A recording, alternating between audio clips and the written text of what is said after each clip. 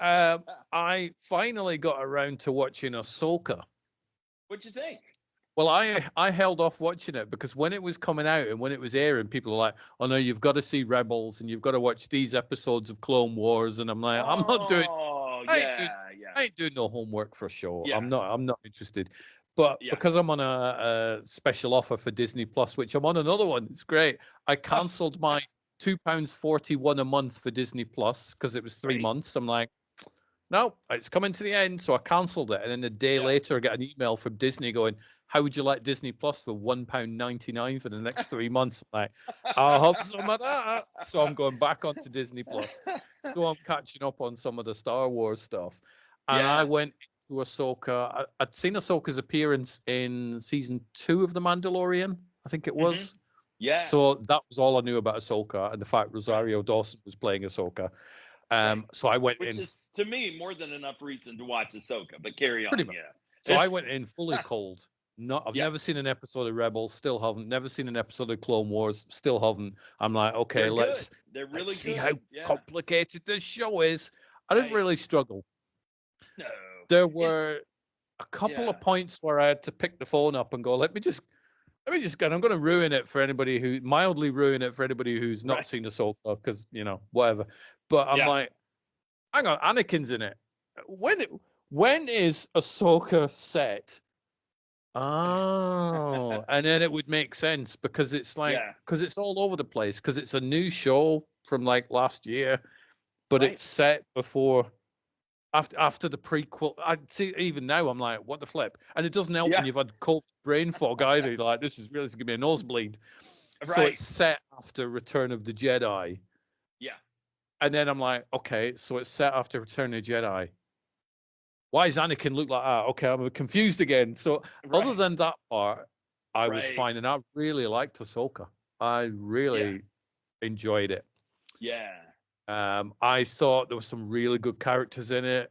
I hadn't realized that one of the is it Baelor? I think he's called Lord Baelor, like one of the Oh yeah. villains. And I'm Yeah. like, he's amazing. What else is? Oh, he's Ray Stevenson. He died. Yes. And Is that's that the I mean first thing that I remember him being in. I'm like, he's yeah. amazing, that character. I want to see more Yeah. of him. Fortunately, If you we may watch not. the first two Thor movies, he is the pal that eats a lot.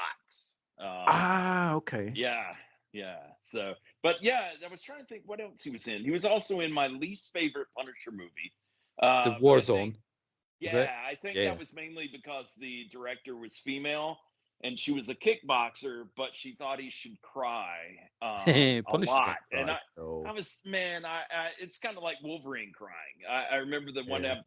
comic book where he actually thought maybe he had a chance with Jean Grey, and she was in the hospital, and he shows up. This is during his cowboy hat wearing days, and he shows up with flowers, and then of course Scott is in there, and he's just like "Brr," throws the flowers away, goes drinking. Mm, That's just how some of these characters in the Marvel universe deal with things. So yeah. But Ray was great. I liked the yeah, world that Ahsoka built. I liked yeah, and I've forgotten her name. The Green General. She was great. yeah, That wore the X-wing pants. She was a really good character. right. I And should have written her she name down, but I've just forgotten. So. well, that's Ewan McGregor's wife or Is life Mary partner. Elizabeth Winstead? She plays her. Yeah, Okay, yeah, yeah, man, yeah. yeah, yeah. But it was That good. and then if So, you haven't seen what is it, A Man in Moscow, whatever that Ewan oh McGregor yeah, thing is, really good, and she's in that too. So it okay, must be nice when you can do a project with your love. So yes. So you don't really need to have seen all these things yep, to watch them. There are a couple of instances, like I said, the one I googled when I'm like, okay, when is this damn thing set? I kind of yeah, wish they would put that at the beginning.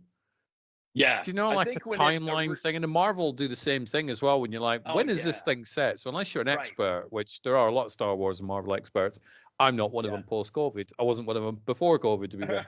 But with a foggy brain, it makes it a bit more tricky. But Yeah.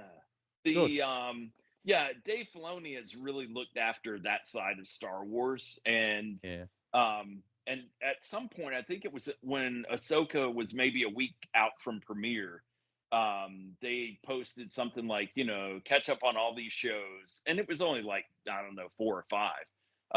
just to let you know the relationship between Ahsoka and Anakin, which was kind of cool. Yeah, which explains in the show anyway, doesn't it? So it's like, I wanted to go into Ahsoka purposely, not having seen anything. And I was chatting to Neil Johnson about it, and he's like, I'll be curious to see what you think, having never seen this other stuff.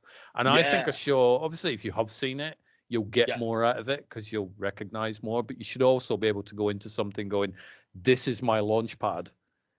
Right. I should be able to ease into the world with this show. And I think you kind of can.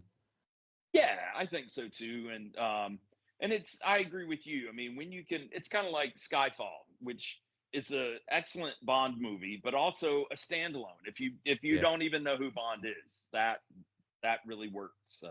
Whereas Quantum of Solace, you probably couldn't. You'd be like, what, who, what, what? That feels like Casino Royale Part 2, doesn't it? So. I'm hoping we get a second season of Ahsoka, because it did kind of end with an Empire Strikes Back type ending where you're like, da-da-da-da, and I'm like, I hope we do get another one, because I want to see a lot of those, or as many characters come back as possible. So. Well, and it was kind of funny.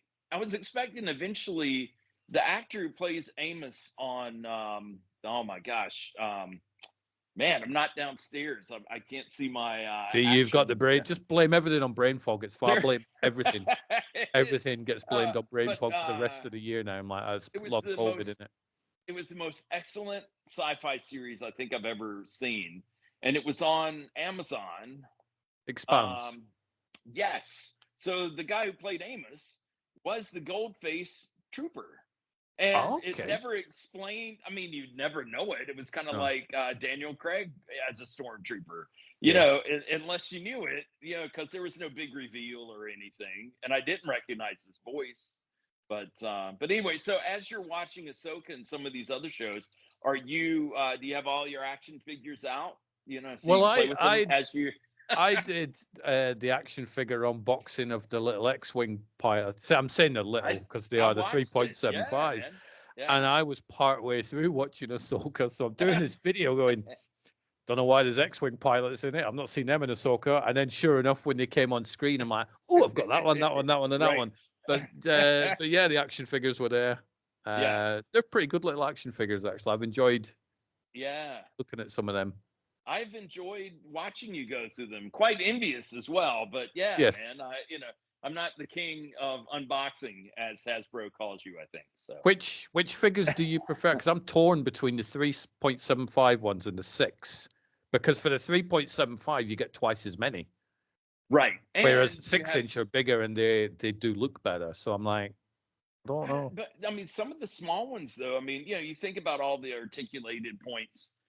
So it's not like when you and I were kids and, it's like you had the elbow joint and it just simply went up and down. And then the legs, I mean, they just simply kicked up or down. Of a lightsaber fight. Oh, yeah, exactly. No. Exactly. But now, I mean, you can even move the wrist and all this. So, I guess I like the larger figures just simply for the details, the extra details. But you think about, Big Head Han in the original batch that came out. And they were like, it was small-headed Han and big-headed Han. I have both of those. And, but yeah, man, I mean, it really didn't look like Han. It really didn't look like Luke. I think probably the farthest away from screen was R2-D2, who just, I mean, he didn't even look like Macquarie's sketches. I was like, wow, I don't even know. It kind of looks like a trash can with some round things. Yeah, that'll do it. That's R2-D2. So, but our imagination filled in the blanks, didn't it? So 100%. We didn't do too bad. But yeah, it was kind of cool seeing them on screen. And I'm like, I kind of wish I hadn't done the unboxing video until I'd seen them on screen, because then I could at least talk about them. But it was interesting watching Thrawn. Yeah. Because I read the Thrawn trilogy back in the 90s, I think, when the books came out. So I've read those 3 books. And every time I saw him on screen, now I'm like, is that Elon Musk? Because he just looks like Elon Musk. I know it's Lars Mikkelsen, but I'm like, let me just see if Elon's been in a Disney show, because he really does kind of look and act like him a little bit. But he was a pretty good character. And everybody was going crazy when the Acolyte was on, going, how dare they have witches in it? Space witches. I'm like, it's kind of space witches in Ahsoka. Why is everybody... Right. Yeah. Did everybody go crazy at Ahsoka when it came out, or were they okay with it? Because a lot of the reasons they were going mad at the Acolyte, you go, well, most of the main characters in Ahsoka are women. There's space witches in it. I mean, it was probably better written than the Acolyte, and didn't look like a custom to me. But. Yep. Well, and you had Dave Filoni at the helm, if I remember correctly, and so between he and John Favreau, I think it's just better quality than the Kathleen Kennedy stuff. And don't, I mean, I always say that with some apprehension because I mean she's given us a lot. She's worked on a lot of movies that are our faves, but yeah, man, I mean, like I think because did you ever see the Panderverse episode of South Park? No. Anyway, yeah, that I think that explains a lot. But I think Kathleen Kennedy wanted I almost said chick centric, a female centric,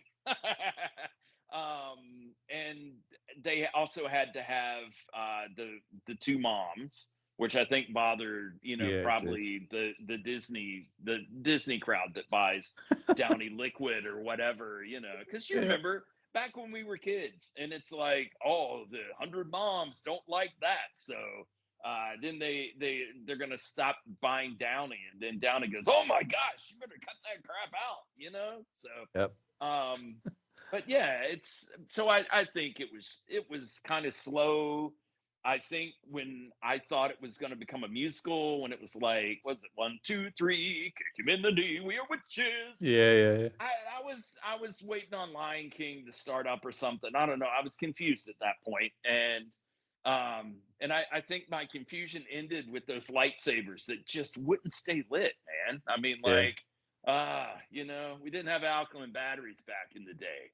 We just had normal, long lasting. So probably bought them from the same company that, I'm not going to talk about too political news, but probably bought those lightsabers from the same companies where they all go. But anyway, that's dated this podcast episode if anybody's watching this next week. Crazy. 100%. Yep. Crazy stuff. Either that or I'll just say it. They probably got their batteries from Amazon. Because if you buy batteries from Amazon, they are not as good. They may be cheap. You're getting like twice as much, but they run out twice as fast. So it's a bit like an Ahsoka episode, which is 40 odd minutes, compared to an Acolyte one, which is about 12. But did we not appreciate that? I did. Saying. I really liked it. I went through all of Ahsoka in, I think, about 2-3 days, and I really enjoyed it. It's like next. So now I'm catching up on the Mandalorian season 3, which I'd seen the pilot episode when it aired, and then my Disney subscription ran out, and I'm like, it's not worth resubscribing just for one show. I'll catch it up at some point. And it's okay. It's fine. Yeah. I'm only 3 episodes in, and so I'm not quite sure what's going on. It seems to be very fetch questy. This episode, gotta go here, gotta go there, gotta go here. It's like, is there an overarching plot on this season or not? Who knows? I don't know. But at least he has a cool ship. He has a cool ship, and he's got a Grogu. Yep. So Grogu's in the bubble going, and that's all you need. I think you just have Grogu popping up every 12 minutes going, then you're fine. It's like I'm in. I'll watch this for 20 odd minutes. Great. It'll be interesting to see. I think they're going to do a movie that will wrap up the Mandalorian once and for all. But yeah, man. I mean, I thought it was great. I'm wondering if we're going to get another Book of Boba Fett. That would be kind of fun. I don't think we are getting another one. Which I didn't mind the Book of Boba Fett either. I think my least favorite is the Acolyte, and I didn't hate the Acolyte. I was just like, that was it. It was fine. It's not great. I don't need to rewatch 3 letters, MEH. Yeah. Meh. I'm not like, right, let's take to the keyboards. I need to set up a blog going, I hate the Acolyte. I'm not. No, there's enough of those, man. Yeah.